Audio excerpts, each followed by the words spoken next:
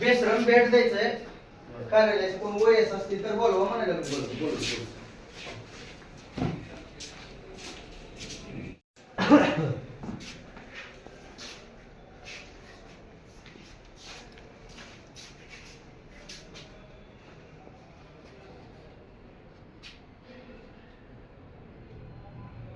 आज या ठिकाणी धाराशिव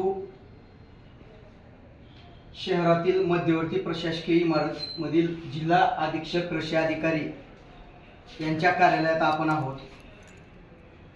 मागील काळात 3 महिन्यापासून आपण धाराशिव जिल्ह्यातला युरिया कुठं मुरला याचा पाठपुरावा करत असताना वेळोवेळी निवेदनं दिली, साहेबांकडून उडवाउडवीची उत्तरं मिळाली. ह्याच्यासाठी जिल्हा परिषद मधले कृषी अधिकारी जिम्मेदार आहेत म्हणून सांगितलं.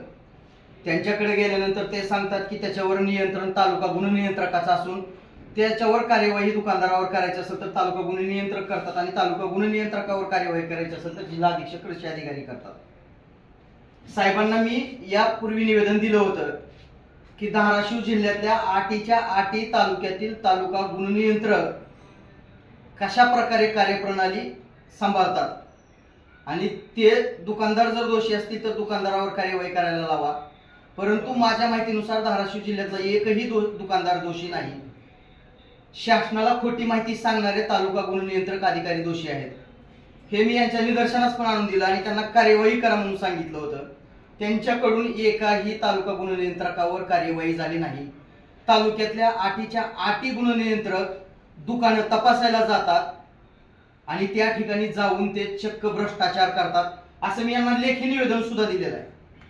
दुकानदाराकडून कशा प्रकारे पैसे गोळा केले जातात, काय केलं जातंय, चुकीचे प्रिन्सिपल असताना सुद्धा दुकानदारावर का कार्यवाही केली जात नाही, दुकानदाराकडे 10 प्रिन्सिपलचा परवाना असताना 100 परवान्यानं दुकान कशा पद्धतीनं चालतं, हे सगळं यांना सांगितलं आणि ह्याला तालुका गुन्हे नियंत्रक जबाबदार आहेत, त्यांच्यावर कार्यवाही करा म्हणून मागच्या 15 दिवसापूर्वी लेखी निवेदन दिलं.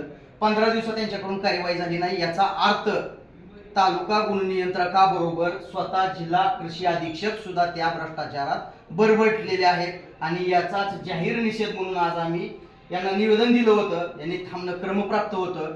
या कार्यालयात आम्ही 15 मिनिटं यांची वाट बघितली. यांच्या कार्यालयाचा कोण प्रमुख पण या ठिकाणी आला नाही म्हणून यांच्या रिकाम्या खुर्चीवर आम्ही या ठिकाणी बेशरम ठेवून आज या ठिकाणी जाहीर निषेध करतो.